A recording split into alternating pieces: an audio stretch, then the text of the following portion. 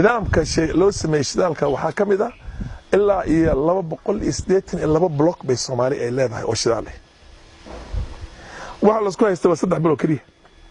konton block kali ayaa la rabaa in auction lagu sameeyo kontonka block waxa weeyaan block kasta markii saa loo saxiix auctionkiisa intii la qaato ee qola shirkad la wareegto $100 milyan bay miiska dhigaysaa kontonki block marka waxa ka soo baxaysa $5 bilyan Mareykanka $5 bilyan Mareykanka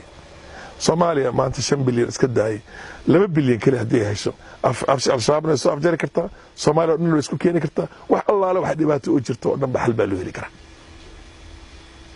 $5 bilyan markii la yiraahdo markaas wali waxadana waxa la yiri 6 bilood gudaheed waa inay ku bilaabaan qoditaanka drillingka shell bahalkiisa blockskaasi ee nidaamka la isku dabriday oo shirkadaha adduunka oo dhan bay diyaar u yihiin oo la isku jajabin hayo oo mid dadka kale uu leeyahay wax ka fiican baan idin hayaa oo markii auctionka la sameeyay ku soo bixi lahaayeen kontonka block $55 bilyan baa ka soo gelay Soomaaliya markaas waxaan meesha ku jirin waxa la dhahaa corporate social responsibility oo shirkad kasta $5 milyan ee ku isticmaalayso meesha ay ku aadan tahay oo badda kaga aadan tahay oo biriga ah oo Soomaalida ay ka degan tahay meesha iyada blogyahana kontonka waxa weeyaan waa inta Jubbaland iyo u dhaxaysa kaliya Galmudug maxaa Puntland wali lagama sameeynin baaritaankii waa la sameyn doonaa teeda iyadana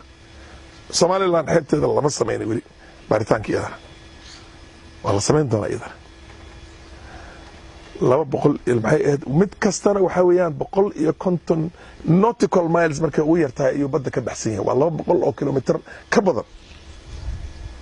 hantidii iyo dheeftii iyo wixii ku jiray biriga meesha kuma jirto waxa inta weylisa 30 oil maxay ahayd oil cities ba ka soo bixay sida Aramco cities oo kale oo kan ugu yar 20 milyan 30 milyan lagu isticmaalay bishii waayo 300 qof 3,000 qof baa ka shaqeynaysa rig 200 baa ka shaqeynaysa shift ayaa 14 beri markay ka shaqeeyaan waa inay u tagaan dalxiis meel biriga oo loo hagaajiyo la ilaalinayo dhaqaala ka soo baxa shidaalka marka ugu yaraado 50% 40% Soomaaliya uu soo gali lahaa wadamaha carabta shidaalka hadda markay bilaabeen shaqadooda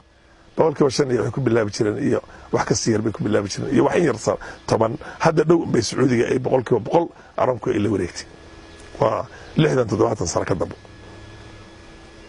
laakiin Soomaaliya waxay ka dhul daarisay meel aan cid ka dhul daartay aan jirin markii hore عربت وهايو وحي يجي سوقينا بعد كده سوقينيسا مع القطر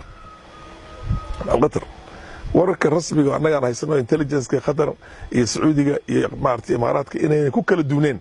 مركز نقطة سوماليا شلال كذي جاس كذي الله صار مركز أنت كده قاعد كيسة الدولة هذا الاسم أي بوبسي سيء وحي ده وحي لما بوبسين وحي واحد مدة إن أكتر وقت دبلوني أسبابت الدبلوني دينا وحوينا وهالكسو شيء وأنا عن أورنجرني مركز أورنجرني Soomaaliya alla adeeg bay u baahan tahay ragga madaxdeeda oo magaceeda sita dawladnimada laguma wadi karo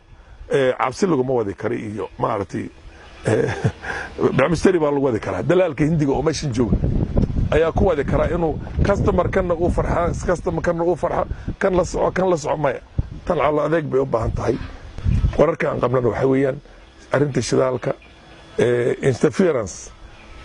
fasaad maxay ahayd inda lagu giiro waxyaabo fara badan oo ay wadaan dadkii carabta ah imaaraadka iyo Sacuudiga iyo Qatar hadda aniga aan warkeeda hay inay kamid ay tahay iyo wax la mid ah inay wali ay systemka Soomaaliya inuu tilaabadiisa qaado ay diyaar u ahayn ragga meesha jooga marka iyada haday tilaabada adag qaadi karin oo alla adeegeeda iyo geesnimadeeda loo dhiman hay maalin kasta ay qabin meesha waxa ka soo bixi doona sawir ka duwan sawirkii markii hore aan iska raadicin waxa cadaatay oo dhab noqotay shir stakeholders ko dhan baa lagu sameyn lahaa oo fiscal policy cashuurta iyo nidaamka shidaalka iyo waxa soo dhanbo baarlamaanka Soomaaliya dadka ka shaqeeya maxay wasaaradda petroleumka ee xisaabo kale oo fara badan oo laga dhaadhicin lahaa oo shirkadda Shell